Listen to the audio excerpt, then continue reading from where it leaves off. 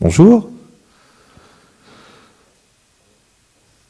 Après votre présentation, Monsieur Casterman, j'avoue que je me suis dit, mince, est-ce que je dois être l'ennemi ou est-ce qu'il y a quand même des possibilités de dialogue? Alors la bonne nouvelle, c'est qu'il y a des possibilités de dialogue, vous allez voir. Donc moi, je suis Sébastien Célimon, ça fait depuis un certain temps maintenant, bientôt 20 ans, que je travaille sur les enjeux de la bande dessinée dans le champ de l'écran. Pour vous donner très très rapidement des points de repère, j'ai été blogueur au Monde il y a plus de 15 ans où j'avais créé un blog qui s'appelait Le Comptoir de la BD qui parlait beaucoup des expérimentations narratives de la BD en multimédia, donc avec le turbomédia, avec plein de choses, avec le webtoon qui apparaissait vraiment de très très très très loin à l'époque, et avec le webcomics, avec toutes les plateformes comme Isneo qui venaient d'apparaître, Dailytoon, etc. Donc mon sujet depuis lors, c'est vraiment de questionner et de prendre part au développement de la bande dessinée numérique au sens très très large, qui est très très jeune et qui est concomitante évidemment avec le développement des terminaux. Pardon. Excusez-moi, il faut que je prenne ma respiration. Je suis un petit peu ému. Non, ça va, merci. Je suis parti sur les chapeaux de roue, du coup. Donc merci pour votre compréhension. Alors, pour poursuivre, donc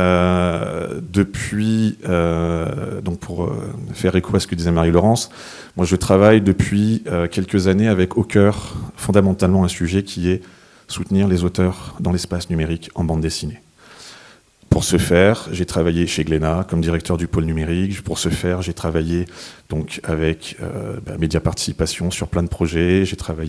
J'enseigne en école de bande dessinée numérique, enfin la bande dessinée numérique en école, à l'Académie Brassard, avec l'As4Ed. J'ai fondé, il y a 5 ans, un événement unique en dehors de la Corée qui s'appelle les Rencontres internationales du Webtoon, qui se déroule dans le sud de la France tous les mois de novembre, donc depuis 5 ans, c'est la 5e année. Avec vraiment encore une fois au cœur le sujet de dire l'auteur, comment est-ce qu'il peut évoluer, si tant est qu'il veut évoluer dans cet écosystème, et que ça soit faire. Parce qu'aujourd'hui, on va être très clair, et je vais vous expliquer pourquoi, c'est pas très faire. C'est-à-dire, pour le dire autrement, c'est un peu la jungle, parce qu'on manque de régulation. Et on peut l'expliquer très très facilement, il y a des choses qui vont peut-être pas vous faire plaisir à entendre, mais qui sont pourtant des réalités. La première des réalités, désolé, c'est en France, moi j'habite en France, on ne peut pas dire qu'on se soit vraiment bougé pour soutenir l'édition numérique. Mieux, on ne peut pas dire qu'on s'est vraiment bougé pour préparer la contre-attaque, entre guillemets, ou la résistance aux ambitions a priori légitimes, commerciales, d'acteurs qui viennent du monde entier, en particulier aujourd'hui du webtoon, c'est la Corée, demain c'est le manga numérique et c'est le Japon. Avant, c'était les États-Unis avec Comixology. On est toujours à se poser la question sur le sexe des anges. Aujourd'hui, je travaille avec les agences représentatives de la bande dessinée coréenne et du webtoon, c'est leur intitulé, qui s'appelle Comacon. Je les invite à mon événement. Qu'est-ce que je mets en face? J'ai personne à mettre en face. Les agences culturelles nationales françaises sont toujours en train de se poser des questions sur oh, le webtoon, mais non, c'est pas du livre. Bon, c'est plutôt pour le CNC. Et le CNC dit, ah oui, mais ça bouge pas, donc c'est pas pour nous. Ok. Bon, pendant qu'ils se posent des questions, le monde avance, on y est. Et ça, c'est un vrai sujet. Et moi, ça fait des années que je pousse tout le monde en disant, face aux 200, 300 auteurs de webtoon en France, en langue française, que je connais, qui aimeraient exister et qui aimeraient avoir un soutien et avoir un interlocuteur, ils en ont pas. Donc ça, c'est un vrai sujet. Alors là, on est en Belgique, je ne sais pas, au niveau du PILEN et de l'interprofession, quel est votre positionnement, et si vous avez un référent webtoon, je ne le sais pas, donc je ne peux rien dire, je ne peux pas dire plus ou moins. En revanche, voilà, sachez que ça, déjà, c'est un petit sujet. Ensuite, on n'a pas d'acteurs en France, ni en Europe, susceptibles, comme au Japon et aux États-Unis, d'embrasser les enjeux numériques à partir du livre. Pas dans cette dimension-là et pas dans une perspective internationale. Quand je dis qu'on l'a pas, c'est pas qu'on n'a pas les moyens, c'est pas qu'il n'y a pas des acteurs qui seraient assez gros. C'est juste que privilège est donné, et je suis tellement d'accord avec vous, Monsieur Casterman, j'aime le livre, mais de tout mon cœur, et mes enfants aiment le livre. Mais la réalité aussi, c'est que mes enfants, ils aiment leur smartphone.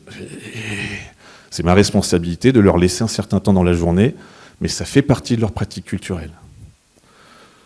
Donc, comment on compose avec ça? Mais, encore une fois, j'aime le livre et j'y tiens. Et au-delà du livre, j'aime les auteurs et j'y tiens.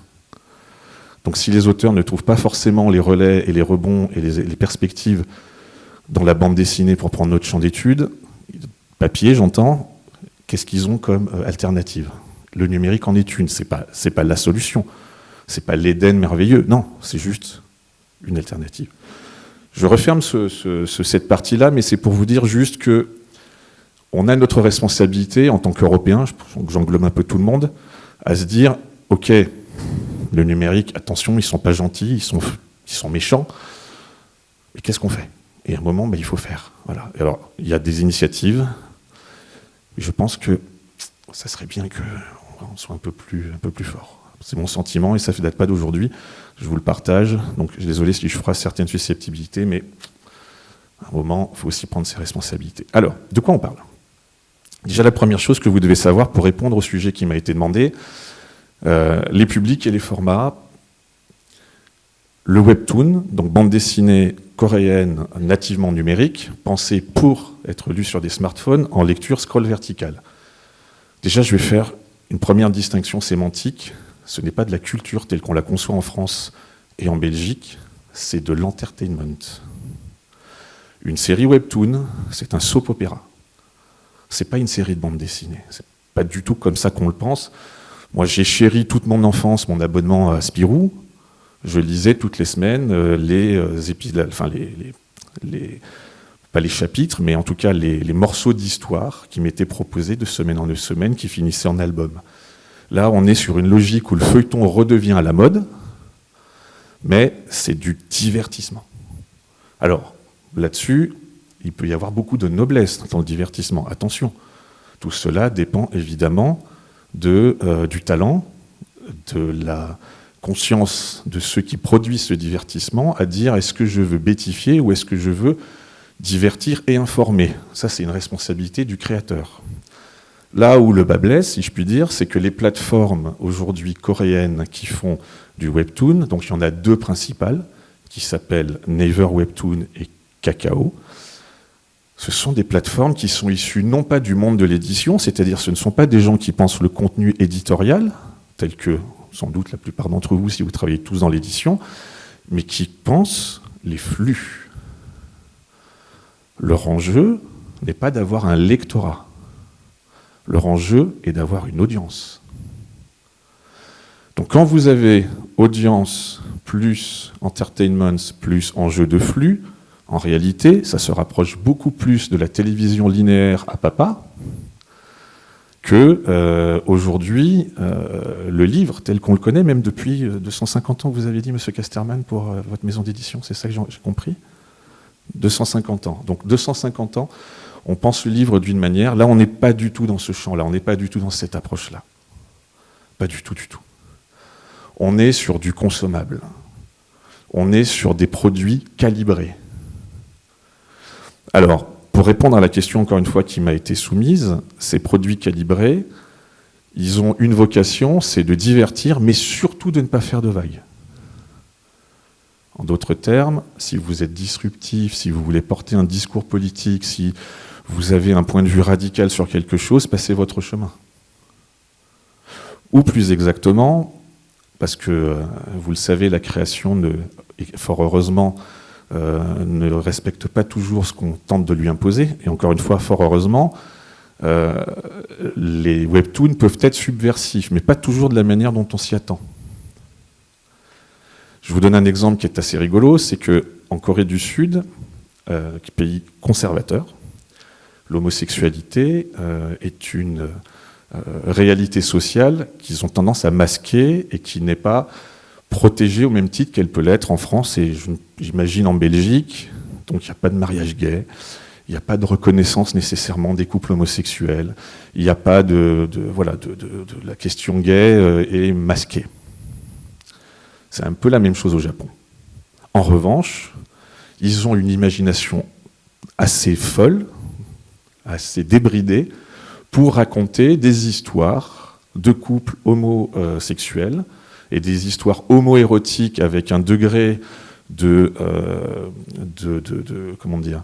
de réalisme dans les pratiques sexuelles représentées qui vont clairement vers la pornographie. C'est un curseur, hein. Donc vous avez des choses très très soft et puis vous avez des choses très très explicites. Mais ce qui était intéressant, outre le fait que ça représente un couple homosexuel, plutôt homme d'ailleurs, ça s'appelle des boys love, c'est une catégorie, eh bien, ce qui est très très intéressant, c'est qu'ils mettent en scène la question, ils posent la question des rapports, de la complexité des rapports. Et là, on arrive sur la domination, le viol, les questions de consentement très très très actuelles, on ne va pas se mentir. Et ils peuvent avoir des positions qui, enfin dans la position, pas de malentendu, ils peuvent avoir des points de vue ou des représentations qui nous questionnent en tant que citoyens. Alors, vous pourriez vous demander, mais pourquoi est-ce qu'ils ont ça dans la fiction alors que ça n'existe pas dans la vie réelle, selon eux? Enfin, plus exactement, c'est masqué. Précisément parce que c'est de la fiction. Parce que dans la fiction, par définition, on peut tout faire. On peut tout dire. C'est de la fiction. C'est pas la réalité. Donc, ça, c'est une très bonne chose parce que du coup, eh bien, les causes homosexuelles passent, si je puis dire, même si les relations font parfois très, très, très, très, très étonnantes, pour ne pas dire toxiques.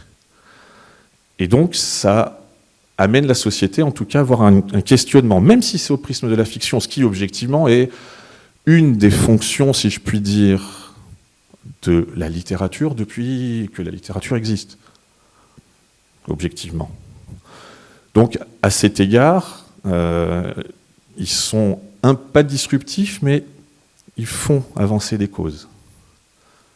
Par contre, ils ne vont pas forcément faire avancer des causes sur le racisme entre les pays de la zone Asie, la Corée, le Japon, parce que c'est comme nous, malheureusement, ils ont aussi une extrême droite. J'ai dit malheureusement, j'aurais peut-être dû l'enlever pour garder ma neutralité, mais sur la culture, l'extrême droite n'est pas forcément le meilleur conseiller, si je m'en fie à l'histoire. Donc là, vraiment, déjà, il faut vraiment que vous partiez de cette compréhension que l'univers du webtoon, des plateformes de webtoon, l'approche éditoriale, elle est dictée par non pas des exigences de prototype comme ça existe dans le livre, c'est-à-dire chaque livre est un prototype, mais au contraire des exigences de produits et de produits qui sont calibrés avec derrière quelqu'un qui va vous dire attention, ton histoire, là tu perds un peu d'audience, il faudrait que tu ailles plutôt vers ci ou plutôt vers ça. Donc on est franchement très loin du travail éditorial d'une maison d'édition papier et au moins les choses sont claires. Mais dans le même temps, nous ne l'aurons pas non plus, il existe aussi dans le monde de la bande dessinée l'influence et l'importance, et historiquement, si vous vous rappelez, les magazines de prépublication de bande dessinée, quand ils mettaient des sondages, quand ils devaient donner leur avis, on a la même chose au Japon avec l'histoire de Shonen Jump, à un moment, c'est le lecteur qui prend la main, si je puis dire, ou en tout cas, sa parole, elle doit porter. Vous le savez peut-être, mais Spider-Man n'existe que parce qu'il a été sauvé par des lecteurs. Je ne sais pas si vous connaissez cette histoire. Je vous la fais très très courte. Stan Lee a toujours dit « J'ai eu une révélation, j'ai inventé Spider-Man, j'ai toujours su que c'était un succès ». C'est absolument faux. C'est absolument faux parce qu'en fait, Spider-Man a été lancé dans un magazine dont c'était le dernier numéro aux États-Unis. Le dernier numéro. C'est-à-dire, parce qu'ils ont des obligations de publication, on va prendre un truc, on n'y croit pas du tout, on va le mettre dans ce numéro, on le met en kiosque, on s'en débarrasse, et puis au moins le numéro il est sorti, et on ne perd pas notre commission paritaire ou équivalent aux États-Unis. C'est ça Spider-Man. Sauf que ils ont reçu, dans les semaines qui ont suivi, des tonnes et des tonnes et des tonnes et des tonnes de courriers en disant « Génial !» Et les Stan Lee, qui est quelqu'un de pragmatique, ils en veulent plus, on va leur en donner. Donc, encore une fois, vous connaissez le monde de l'édition, hein, si ça se vend, on continue, si ça ne se vend pas, il faut convaincre, il faut se donner du temps. Alors là, pour parler un peu plus des publics par rapport au contenu webtoon, toujours en ayant en tête ce que je vous ai dit sur la question des enjeux de flux et du fait qu'on est face à des contenus qui doivent être calibrés, qui ne doivent pas faire de remous et qui doivent, entre guillemets, ronronner, vous garder dans un certain état d'esprit. Alors, je suis désolé, je vais faire une image qui est très ancienne, mais c'est votre temps de cerveau disponible de la ménagère de moins de 50 ans. Vous voyez, c'est TF1 il y a 35 ans. Mais fondamentalement, c'est ça leur logique, c'est de dire on veut vous conserver, et pour vous conserver, on va vous donner ce que vous aimez, parce qu'ils ont une espèce d'axiome bizarre qui est une question de financier fondamentalement, qui est more of the same. On vous donne toujours la même chose, au moins on est sûr que ce qui marche, on vous le donne. Donc je peux vous dire qu'aujourd'hui, la Corée du Sud, le secteur du webtoon en Corée du Sud est confronté à un énorme challenge qui est, ils sont à sec. En termes de créativité, ils sont à sec. J'en veux pour preuve deux facteurs étonnants. C'est qu'un, ils vont chercher des licences étrangères comme les licences Marvel pour essayer de maintenir un peu le flux, pour garder leur attractivité, avec un succès très mitigé, soyons clairs. Et puis, d'autre part, les agences gouvernementales coréennes font des appels du pied pour dire aux créateurs européens notamment, venez travailler avec nous, amenez-nous du sang frais.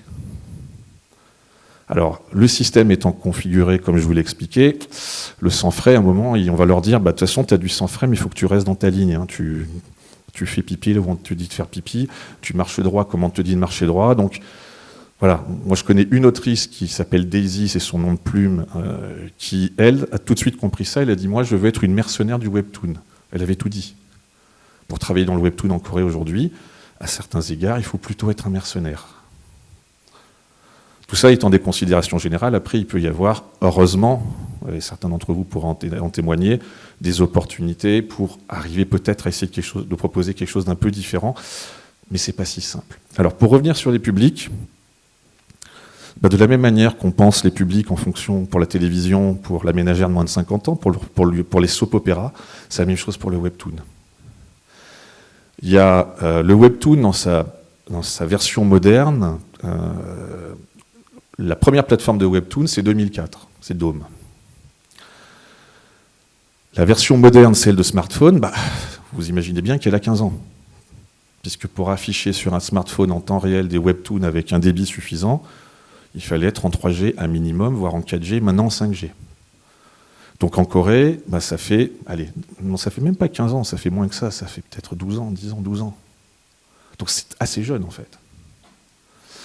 Et eux, leur logique, c'est... il y a 12-15 ans, vous avez eu une quinzaine de webtoons qui sont sortis, et ceux-là ont été faits grâce à l'apport d'éditeurs coréens, parce que le marché de la BD coréenne s'est complètement écroulé au début des années 2000, et donc les survivants, à un moment, se sont dit, le numérique, c'est notre solution de repli.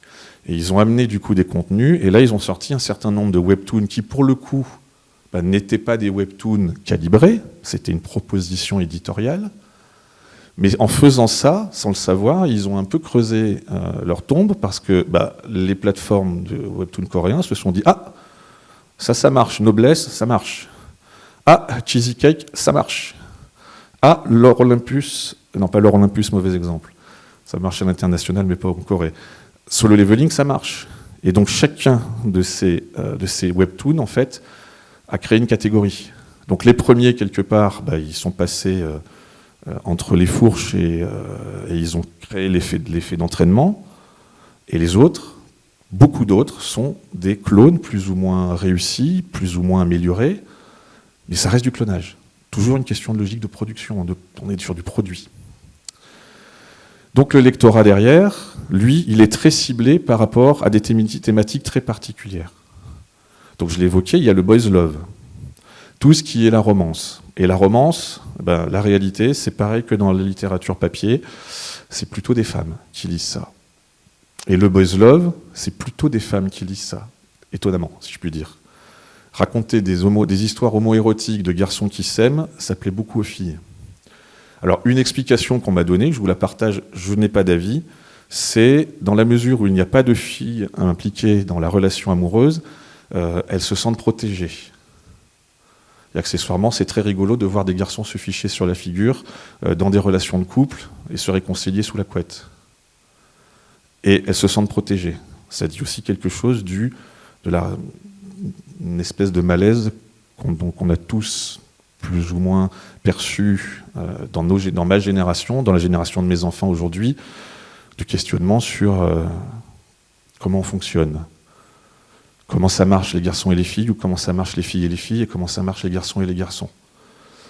Et Et du coup, comme je vous le disais tout à l'heure, de manière un peu malicieuse, certains Boys Love offrent au moins des réflexions, des éléments de réflexion. Et ça, c'est très très intéressant. Donc là, on va avoir un lectorat, c'est même pas un lectorat d'ailleurs, c'est une audience très très féminine.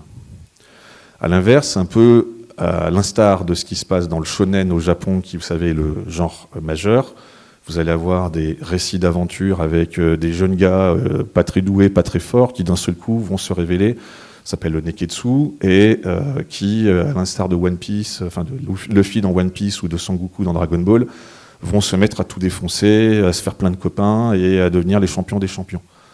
Parce que cette logique shonen-là, elle est aussi un autre canal, entre guillemets, d'attraction sur l'électorat. Alors, là, je vais faire une petite incise qui est très spécifique à la Corée, parce qu'on ne l'aperçoit absolument pas de la France, mais pourtant elle est fondamentale. Alors, les chiffres varient selon mes interlocuteurs, donc je vais trancher la poire en deux. Certains disent 80%, d'autres me disent 60%. Allez, 70%, on va prendre entre les deux, des webtoons qui sortent en Corée sont en réalité des adaptations de web novels. Web novels qui elles-mêmes répondent à des logiques de calibrage. Alors, qu'est-ce que ça veut dire fondamentalement? Ça veut dire qu'on a un produit initial, et je dis produit à bon escient, qui est la web novel qui va être écrite en coréen et qui n'a pas vocation à être traduite. Si elle rencontre le succès, elle est susceptible d'être adaptée en webtoon, qui lui demande en termes de coût de traduction potentiellement beaucoup moins de frais, et surtout, comme l'histoire a déjà été validée, toujours dans cet axiome du « ce qui marche, marchera », more of the same, si le webtoon rencontre aussi le succès, d'un seul coup, vous avez un récit développé et vous avez un traitement graphique. Autrement dit, vous avez une Bible. Et quand vous avez, comme en Corée du Sud, qui est un pays, ça aussi je suis par une micro-incise, mais c'est fondamental d'avoir ça en tête pour comprendre. La Corée du Sud, dans sa réalité contemporaine, ça a 35 ans. C'est un pays qui est jeune. C'est un pays qui a les crocs. C'est un pays qui doit exister entre le Japon, qui n'a pas été son ami pendant très longtemps, et la Chine. Vous connaissez peut-être un peu les relations sur ce territoire-là.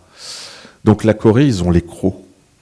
Et quand ils ont développé leurs industries culturelles, dont on voit toutes les facettes aujourd'hui qui éclaboussent le monde entier, entre la K-pop et le retour de BTS, entre le succès de Squid Game et toutes les séries, entre le cinéma coréen qui cartonne, entre les jeux vidéo, alors c'est moins vrai aujourd'hui, mais qui ont un moment, c'est eux qui ont lancé le MMO, qui a quand même, sans la Corée, pas de League of Legends, pour faire simple. Ça va le timing ? Ok, ça va. Donc, aujourd'hui, il y a le webtoon, et ils travaillent tous ensemble. Ils travaillent tous de manière transversale. Et donc, ils travaillent tous pour une idée particulière de l'identité coréenne qui est, on veut exister à l'international, mais à l'américaine, c'est-à-dire on fait du marketing, on fait du branding, on ne fait pas de la culture nécessairement. On fait, voilà. Donc, il faut vraiment, pour comprendre l'enjeu du webtoon, qui du coup, vous l'avez, j'espère, saisi, n'est pas du tout les réalités du papier. Et donc moi, je ne les opposerai pas. C'est une offre culturelle complémentaire. Culturelle au regard du terme culture tel qu'on le comprend, nous, en Europe.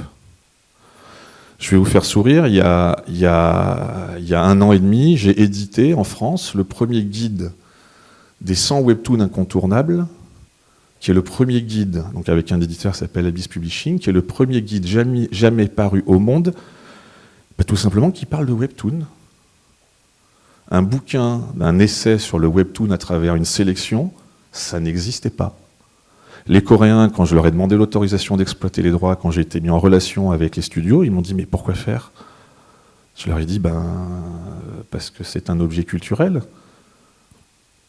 Et en fait, ils sont tellement le nez dans le guidon, ils sont tellement là-dedans que pour eux, non, en fait, c'est un produit. Ils n'ont pas encore pris le temps de, doucement, prendre un peu de recul par rapport au phénomène culturel, ils envoient, ils appliquent ce qu'ils ont piqué chez les Américains, chez les Européens, ils envoient, et ils ont une énergie et une force de frappe qui est colossale, et ça donne le webtoon et les autres industries culturelles coréennes. Il faut vraiment comprendre que c'est un phénomène global. Voilà. Et donc, une fois qu'ils ont, je terminerai là-dessus, une fois qu'ils sont passés au webtoon, ce qui nous concerne nous, comme je vous le disais, la traduction n'est pas quelque chose qui va coûter relativement cher, qui est relativement abordable. Et la bande dessinée, c'est un médium aujourd'hui qui a particulièrement le vent en poupe pour les étapes d'après. Comme vous l'avez compris, le webtoon est déjà une étape 2, d'une étape 1 qui serait la web novel. Donc pour eux, le webtoon, c'est aussi quelque part la porte d'entrée vers l'animation, vers le live film, mais série, vers éventuellement du théâtre. Vous n'imaginez pas le nombre de webtoons qui ont donné lieu à j'ai appris ça récemment, comment ça s'appelle, aidez-moi. Notre-Dame de Paris, c'est une comédie musicale. Voilà, je vais y arriver. Donc, il y a des comédies musicales tirées de webtoons. Alors, c'est un peu la même chose au Japon avec des mangas qui ont donné des pièces de théâtre, voilà. Mais, voilà, nous, en France, encore une fois, désolé, je suis français, donc je suis un peu auto-centré, mais on est relativement encore très loin de ça. Chez eux, c'est devenu vraiment cette passerelle, cette circulation des IP, c'est fondamentalement leur enjeu. Et donc l'idée, c'est quand même d'accompagner et d'offrir à leur lectorat une expérience sur une IP dans un espace culturel, dans un espace d'expression, sous une forme particulière, et de le faire évoluer. Et évidemment, derrière, la logique mercantile s'applique, c'est aussi évidemment pour faire du business. Donc voilà, donc aujourd'hui le business prime, vous l'avez compris. Mais, comme souvent, et moi j'aime bien ça, à partir du moment où vous laissez les créateurs un tout petit peu rentrer, on ne va pas complètement désespérer. Voilà. Merci.